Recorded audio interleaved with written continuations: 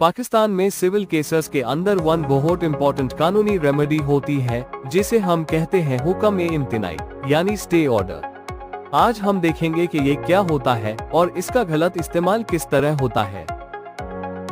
हुक्म-ए-इम्तिनाई one अदालती हुक्म होता है जो किसी फाट को किसी अमल से रोकता है ताकि इंसाफ बरकरार रहे। ये ज्यादातर जायदाद, मालिकियत और दूसरे सिविल तनाज़ात में दिया जाता है।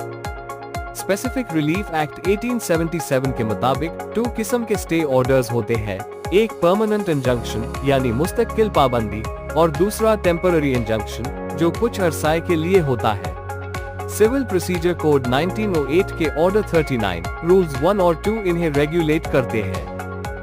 कोर्ट तभी हुक्म-ए-इम्तिनाई देती है जब 3 बुनियादी शराइत पूरी हो। पहला, प्रीमा फेशी केस यानी ज़ाहिरी सबूत मौजूद हो।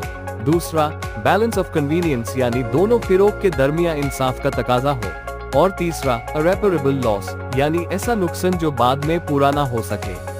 सुप्रीम कोर्ट ने ये प्रिंसिपल्स PLD 2019 में वज़ह किए। लेकिन दुख की बात यह है कि स्टे ऑर्डर्स का बहुत गलत इस्तेमाल भी होता है। कई फरीक अपने केसेस को सालों तक लटकने के लिए इसका मिसयूज करते हैं। सुप्रीम कोर्ट ने PLD 2020 में कहा कि स्टे ऑर्डर्स को इंसाफ के रास्ते की रुकावट नहीं बनने देना चाहिए।